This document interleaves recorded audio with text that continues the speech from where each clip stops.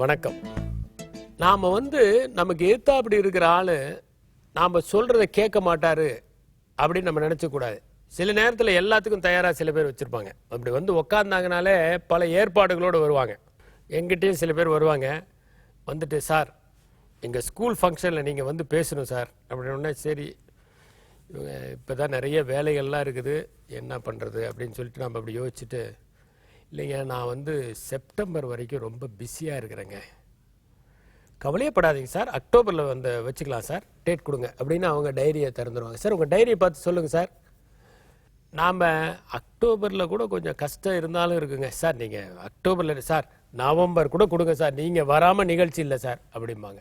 ஏன்னா அவங்க தயாராக வந்திருக்காங்க எல்லாத்துக்கும், நாம் தயாராக இல்லை. ஏன்னா நம்ம தட்டி கழிக்க நினைக்கிறோம், அவங்களும் தயாராக வந்திருக்காங்க. இந்த மாதிரி சில பேர் ரொம்ப கரெக்டாக ரொம்ப தெளிவாக இருப்பாங்க. அவங்கள நீங்கள் ஒன்றுமே பண்ண முடியாது. நாம் நினச்சிட்டு இருக்கோம் எதா அப்படி இருக்கிறவங்கலாம் சாதாரணமான ஆளுங்க. நான் ஒன்று சொல்கிறேன், நம்ம சந்திக்கிற எல்லாருமே அபரிமிதமானவங்க தான். உலகத்திலே சாதாரணமானவங்க நாம் தான், பேக்குங்களும் நாம் தான். இதை நாம் உணர்ந்துக்கிட்டோம்னா பிரச்சனையே இருக்காது. ஆனால் நம்மள ரொம்ப ஒரு பெரிய அதிபுத்திசாலி, நம்ம நிறையா படிச்சிருக்கோம், பெரிய பணியில் இருக்கிறோம், பெரிய பதவியில் இருக்கோம், எத்தனை பேரை நான் பார்த்துருக்கேன் அப்படின்லாம் சொன்னால் அதெல்லாம் ஏமாத்து வேலை. ஒரு ஆள் நம்மளை ரொம்ப சாதாரணமாக ஏமாற்றிட்டு போயிட்டே இருப்பான், நம்மளால் ஒன்றுமே பண்ண முடியாது. அது மாதிரி சம்பவங்கள் நிறையா இருக்குது. டாக்டர் எல் பிரகாஷ்ங்கிறவர் ஒரு புத்தகம் எழுதியிருக்காரு. யூஎஸில் நடந்த ஒரு வழக்கில் என்ன பண்ணியிருக்காரு, அந்த ஒருத்தன் திருடிட்டான், ஜட்ஜு முன்னாடி கொண்டு போய் நிறுத்துகிறாங்க. அப்போ ஜட்ஜு கேட்குறாரு, ஏப்பா நீ திருடினது உண்மையா அப்படின்னு கேட்குறாரு. ஆமாம் சார் நான் திருடிட்டேன் சார் அப்படின்னு. சரி திருடினதுக்காக உன்னை ஜெயிலில் போடலாமா அப்படின்னு. சார் நான் திருடல சார், என் வலது கை தான் சார் திருடினது அப்படின்னு. சரி என் வலது கையை கொண்டு போய் ஜெயிலில் போடுங்க அப்படின்னு.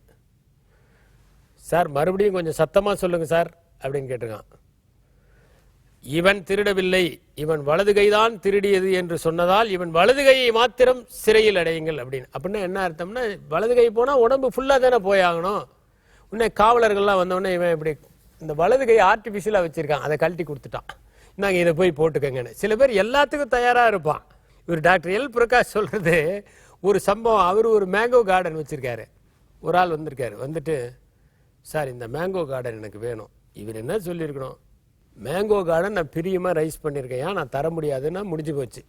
சில பேர் அதை என்ன பண்ணுறது, அவனால் முடியாது அந்த மாதிரி ஒரு கண்டிஷனை சொல்கிறது. இப்போ இந்த வலது கை மாதிரி சில பேர் என்னென்னா முடியாத ஒரு கண்டிஷன் சொல்கிறது.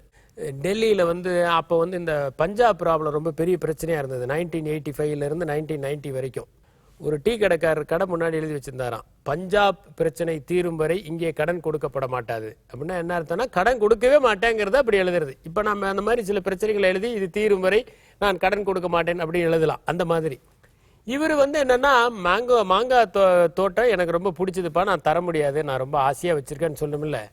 இவர் என்ன பண்ணியிருக்காரு, இந்த மார்க்கெட் ரேட் எவ்வளோ அப்படின்னு பார்த்துருக்காரு. 1 கோடி 10 கோடி ரூபாய் தந்துடலாங்க அப்படின்னு இருக்காரு. அவன் உடனே ஒரு பையை எடுத்து அதில் இருக்கிற 1 கோடியை எடுத்து வச்சுட்டு, ஒரு அட்வான்ஸ் இன்றைக்கே கொடுத்துட்டாங்க, நம்ம எழுதிக்கலாம், நம்ம ரிஜிஸ்டர் பண்ணிக்கலான்னு. இவர் அசந்து போயிட்டார். வேறு வழியே இல்லை, ஏன்னா மீற முடியாது, இல்லை வாங்கிட்டார். கடைசியில் பார்த்தா வேற ஒரு ஆள்கிட்ட அந்த ஆள் 50 கோடி ரூபாய்க்கு விற்றுருக்காரு. ஏன்னா அந்த ஆளுக்கு அது ரொம்ப தேவைப்படுற ஒரு நிலம். இப்படி சில பேர் என்னென்னா எல்லாத்துக்குமே தயாராக வந்திருப்பாங்க. அதனால் நம்ம எந்த காரணத்தை கொண்டும் சால்ஜாப் சொல்லவே கூடாது, உண்மையை சொல்லிடணும். நம்ம எதையாவது ஒன்று இதுக்கும் அதுக்கும் நம்ம கனெக்ஷன் போட்டோம்னா அது ஒர்க் அவுட் ஆகாது. அதை மீறி சில பேர் ரெடியாக இருப்பாங்க. அதனால தான் நம்ம என்ன பண்ணணும்னா, நோ சொல்கிறதுக்கு கற்றுக்கணும். நான் மீட்டிங் வர முடியாதுங்க, இல்லைங்க எனக்கு இப்போல்லாம் வரதுக்கான வாய்ப்புகள் இல்லை, நான் வரது இல்லை அப்படின்னு சொல்லிட்டா பிரச்சனை இல்லை. நாம் அவங்ககிட்ட ஏமாற்ற ஒன்று போட்டோம்னா அவங்க தயாராகவே இருப்பாங்க. எல்லாவற்றிற்கும் தயாரானவர்கள் இருக்கிறார்கள், யாரும் ஏமாந்தவர்கள் அல்ல.